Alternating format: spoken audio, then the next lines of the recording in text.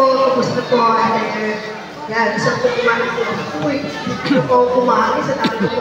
Pero sabay-sabay po yung barangay at center po. Ilan po po sabay-sabay po yung mga student po. Pero hindi ko po matiis na hindi ko bumisita po. Dito po po sa barangay Buboy. Isa po sa kabuti po barangay Buboy. Nag-Carlyle. At syempre po, ito po yung kumati ng isang magkalang na dito. Sa lahat po natin na minamahal na citizen, ANS, HW, sa lahat po ng mga natin namin po nandito doon. At syempre po sa ating kaibigan na kapitan since I started sa board member first of all at age 25. Ngayon ako po ay 42 years old na po. Wala pa rin asawa. Tapos aling na taon na walang boyfriend.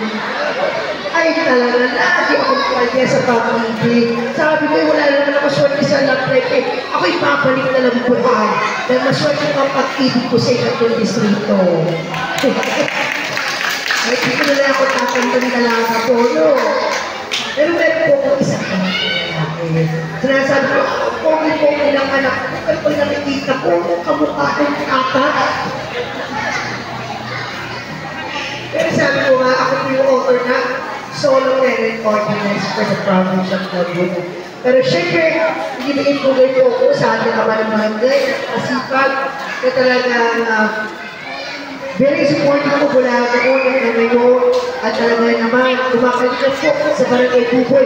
Palakpakan po namin, Kapitan Henry Odor. Isa malakas ang palakpakan ko. Salamat po ng mga pagkawad ko, pagkawad Dardo Castro, pagkawad Carmen Miranda, pagkawad Edric Tilo, pagkawad Remalo, sa ating po Secretary Ate Marias Sumpina po, sa ating Treasurer Marian Akil, S.D. Crissy, di Prada po, palapaka po natin, sa lahat po ng mga SD Councilors, palapaka po natin ng isang malakas na palakpakan po. At syempre po, sa samahan ng mga kababaihan, Pangulo Rowena Oriza po, palapakan po natin. Sa lahat po ng mga tanong, mga health board po ng mga barangay, sa lahat po ng ating mga bisita po, sa guest speaker, kaya po, sa lahat po ng dito, si Kumalan dyan kay John Salamo po ay napakalaga po ng barangay assembly. Alam mo bakit, dito po nalalaman po yung mga pangangailangan accomplishment ng barangay. Sa mga hindi nakakaalam, si Kumalan dyan kay John Salamo po ay national chairman ng Project Watch, partner with the ING and DepEd, and of course the Office of the President. We advocate consciousness and honesty. So, meron po kami launch sa Peoples, Visayas, Mindanao, sa barangay level. Kapartner na po namin ng barangay at definitely nga po. Sabi ko nga po, pagkabalik ko ng bukay, uunahin po natin yung barangay level na partner po ang barangay. Para po sa ating na binibigyan po namin ng award every year, the most honest na constituent sa barangay and the most punctuality tayo na barangay officials na magbibigay ng award po ay ang PING at ang Office of the President and DepEd. Kaya po sabi ko nga, ay si Kumalan Jenica Diyos po, Pilipinas po iniikot, sabi ko kahit na kayo iniikot sa buong Pilipinas, hindi ko po talaga kahit iwanan at ang gusto ko. Nang nananagay kayo pa rin sa lubong ko po, yung pagtulong at kalina po sa ating mga kababayan. Kaya po si Kumalan Jenica Diyos Salaro po, kung kayo po ay may programa po tayo sa pangkalusugan. May pangkalusugan po.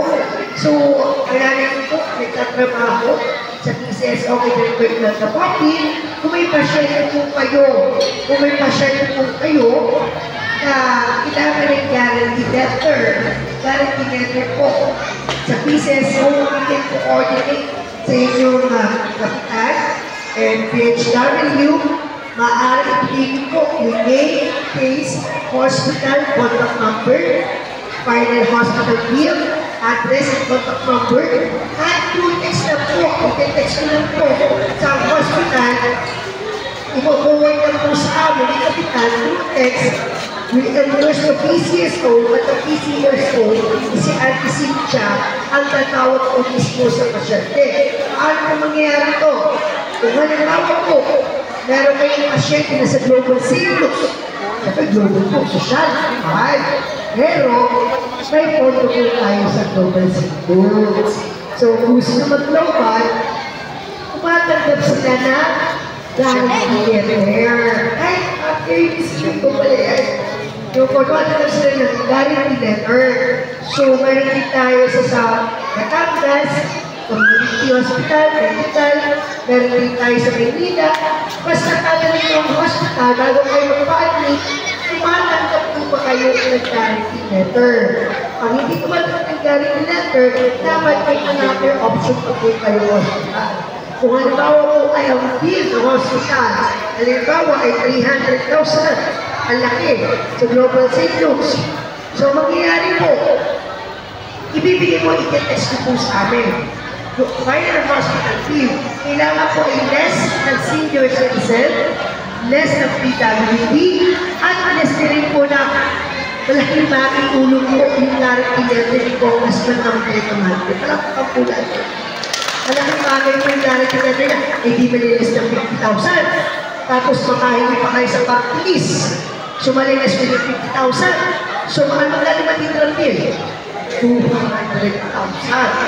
So may 200,000, ipo-forward po sa amin yung natirang bill.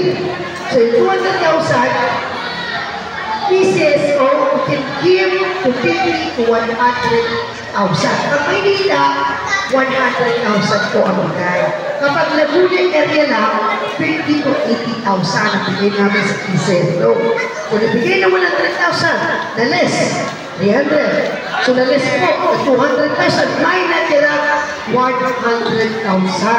So ano po gagawin? Para kung wala na po kayong bayaran, PCSO will endorse you to DSWD National. DSWD will give, makakapagbigay po sila na 100,000 guarantee letter, lalabas kayo ng hospital, halos wala na kayong babayaran. Kung magtutulong-tulong tayo, magkakaisa tayo, pagsasama-sama yung guarantee letter, mas mapapadali ang problema, mas mapapadali po ang tulong po sa ating mga kababayan. That's why kaya pumapalik ko bukal sa Angelica Jones, para po, sa ganun po, ay makatulong po tayo sa mga pasyente. At tayo po yung nakabalik po. Naalala niyo po dati, nakailang termino na akong bukal. Ay hindi naman talaga ako yung mga sa pagiging bukal. Bago ko pumasok na bukal, ako po ay artista. Marami tayo nag-ipon. Kung nag-bukal tayo, nabenta ko na po yung mga konto ko para lang maibigay na tulong sa sarili bulsa ko. Sarili tayo po, sarili pinagtirapan ko po ang aking ginastos. Kung naalala niyo, bibigay ko po ng blood donation ng dugo. Pinakantas ko sa aking sweldo. Kaya pag natin ang sweldo ko, bokya. Wala nang nagtitira sweldo sa akin. Mamaya na siya, wala nang nagtitira sweldo po sa akin. So may ano po magandang sistema kayo sa pagbabalik ko. Ang gagawin po natin, si Bukal Angelica magpupundo ng 100,000 sa Red Cross at kapag may nangangailangan ng dugo sa ating mga kababayan sa Nagatarlan, pupunta lang kayo sa Red Cross, may endorsement na po kayo ni Bukal Office, wala na kayong papayaran sa Red Cross for blood donation. Sarili po sa kukulon. Kasi yun po talagang priority ko. Ang priority ko ay magtutulungan ang buhay ng bawat pamilya sa kantong distrito. Dahil ako po ay namatayan ng ama ng pancreatic cancer. Hindi ako nanunulong sa PCSO, hindi ako nabigyan ng tulong, sarili talagang bulsa. Eh sabi ko, ako nga, baka na. Hindi ako nakahingi tulong. What more kung ordinary na ako. Kaya masabi ko, I thank God na just Director Imelda Papi na makakatulong tayo sa ating mga pasyente. At syempre, Sabi ko nga, after the election na yan, ang mahalaga ay tulong at isa, walang siraan, ang maalat. Pagkabalik po natin bukal, bibigyan po natin ng ambulansya. Pwede po mag-request ang barangay Tuboy ng ambulansya na ipapabada dito sa inyong barangay na galing sa PCSO. Pwede rin po kayo mag-request ang sangguniang barangay ng Tuboy ng medical mission at libreng gamot basta may letter po kayo. Hindi ba po barangay nag-request na po sa akin kaya nagtitimba yung mga binagyo. Makapagbigay na po kami ng charity pa sa mga loaner po. Yung iba po, nakapag-request na po sa amin ng medical mission, nakapagbigay rin po kami. So sa inyong barangay, ang nag-request po inyong barangay, magbibigay rin po ang PCSO ng medical mission, libreng gamot. Ulitin ko po, ito ay kondom na gobyerno na dapat mapakinabangan mo at magamit po sa ating barangay. Kaya po sinupalan natin yung sa labas, sabi ko nga, bawat pamilya ay mahalaga, bawat kalusugan at pamilya mahalaga, kahit na naman pera, kahit na tayo, kung may mamamatay sa isang pamilya, wala rin. Useless ang isang pamilya kung may mamamatay. Tama po ba? Kaya po sila po nandito sa ating mga kabataan po mga SE, meron po tayo bukal ang Jessica Jones Alarm Scholar. Kung may mga anak po kayo na naman pag-doktor, meron po ang scholar nag-start po, dito po SE scholar po, diba? Anak ng konsal, anak ng mga masinabi po. Meron po tayo libre tuition fee every year, 300,000 yearly. Free tuition fee and free accommodation. Sa loob ng 3-4 na taon, isang ganap na po doktor. At pagka-graduate po, may trabaho agad sila sa ibang bansa. At ikaw yung dito agad sa Laguna. So ano po dapat isagunin? Kailangan isagunin po ay DOR at diploma. Pwede niyo po ibigay po sa inyong barangay. Isagpit po ang pangalan at contact number at ang company po ang condition mismo ng Indian conviction ay tatawag sa inyo. Para mabigyan ng staff, pero na po ang first batch nag-aaral. Ang second batch po na mag-aaral ng doktor ay month of August. So, maaari po isagpit. Bakit po po priority na magkaroon po ng doctor scholars? Para po pag-medical mission po ang inyong barangay. Wala na po bakayanan sa doktor. Libre na po ang doctor's fee. Kung halimbawa may operation sa isang hospital, hindi na po kayo sisingin na doctor's fee na pakalaki. Tama po ba? Bakit po ba naging problema? Minsan, hindi kami nagkaroon letter, 50,000, 100,000, sa sa akin, bukahan. Wala kami pambayad sa doctor's fee. So, nagiging cause of the problem ay doctor's fee. So, ano solusyon? Magkaroon tayo ng maraming scholar na doktor para po wala na po masyadong kakalaman ng doctor's fee. Ano po wala na eh? Ano po pa sa capital level, sabi ng barangay, may medical mission, may libre na po check-up. Ngayon ang pwede na sa ay natulong po sa inyong barangay. Kaya po si Manang Jerica doon sa Larga ay nakikiusap po sa inyo sa ito nga. Ay naman po yung bukal, po yung property. Ay namiss ko na po ang preparation po sa ating mga kababayan. Para po pagtutukan po ang pagkalusugan. At pero po pala ako dito sa inyo sa ating mga kabarangay. At kung mayroong kalalagan, sunod. So, DSWD, ang partner ko po, DSWD, hospital na dyan. Pag may sunod po, baha, DSWD will coordinate directly sa barangay mo. May contact agad ang barangay mo para po matulungan sa mga nasunugan at sa mga pinagduro. May contact agad dyan. Ayun po yung ating mga programa. Kaya naman sa ating mga anak, kasi yung mga kailangan sa sinimalager, ang anak na nagmamahal po pag kumakalina.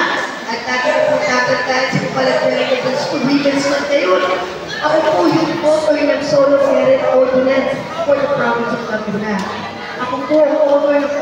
the women's rights. Ako rin po yung law of the public good, children development, the LGBT rights, the additional for allowances for PNS and PHW.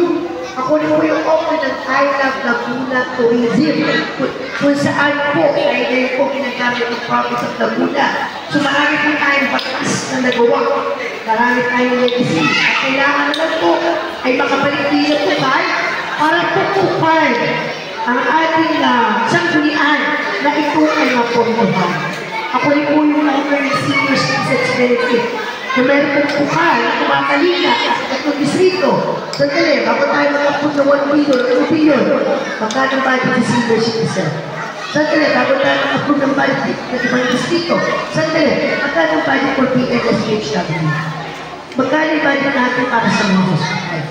Noong panahon ng bukal ako lang pong bukal na ipaglaban na dagdagan ng termo sa lahat ng hospital ng itong distrito. Kasi po, naranasan ko mamatayan.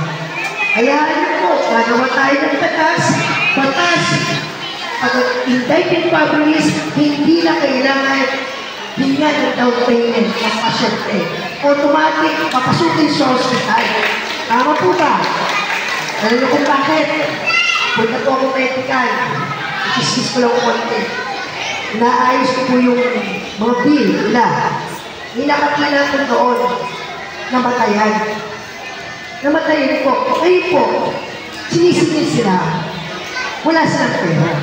Pinagtatangan sila. Alam niyo naman si kapatid ko, kamalas ko eh. Sabi ko, nanay, ito yung niya. Kasi ito, namatay na ako ng asawa. Sinisingil pa ako ng hospital, wala na akong pera. Relax na nanay, ako rin ano po.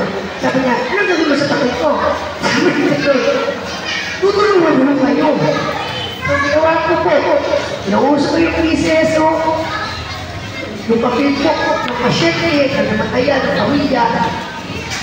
Wala silang pinayaran. Sinagutan po namin yung PCSO. Pero hindi po sa community. So, sabi ko, marami kong pamilyang may hirap, mas lalo naghihirap, dahil aminin po natin, bago ka pumasok ng hospital sa tali, down payment muna. Kung wala kang down payment, wala kang kwarto.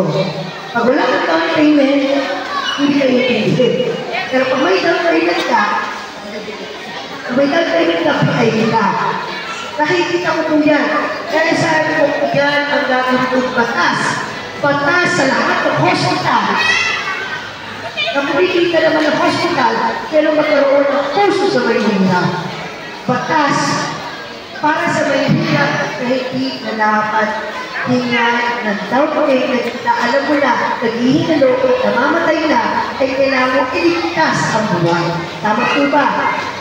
Kaya tulong-tulong po tayo, sama-sama po tayo para po sa kalusugan ng pamilya. Kaya po si Bukalang Jenny Jones ay nakikitusap sa inyo na nagmamahal at kumakalinga at nagbabalik number 2 sa balota, Bukal Angelica Jones Alaga. Maraming salamat po sa inyo lahat.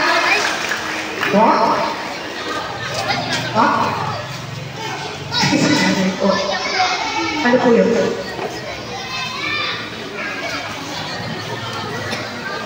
Ano po sila ang nanay?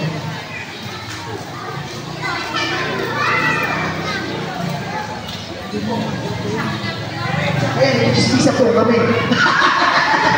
So yun po, itong pasasyawi po sa akin na dalang parapol. Dala po ako parapol sa inyo at dala din ako para sa sakit ng barangay para masyari sa barangay. Ito po yung sarili ko talagang bulsa. Alam niyo naman, wala po akong konto. Pero ayan, kung nakabalikan po, basta nagtagang papunan din bigay para sa barangay. Maraming salamat po, mabuhay po tayo naman. Kaya nandun ngayon po natin ang ating maganda na muling magbabalik. Hindi lang maganda, maraming koneksyon sa taas. Kaya natin ang pinipilas sa ating lahat. Galingan natin ang tulong. Kaya hindi natin pagkuman.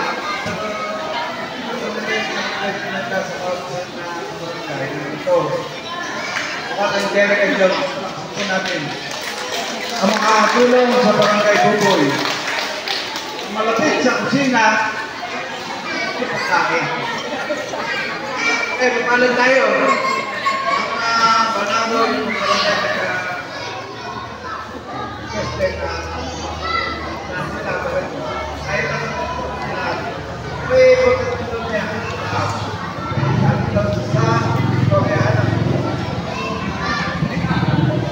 ito ay ating pagkaisa na ang magbabalik muli. Bukal, Angelica Jones, palakpakan po natin.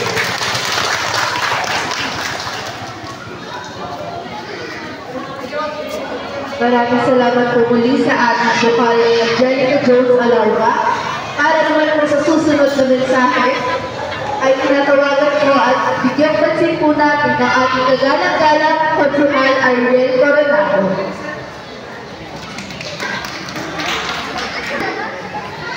Maraming salamat. Unang-una ba ang ating pagkagabi, ating mahal, ating Diyos, para sa mga at atas.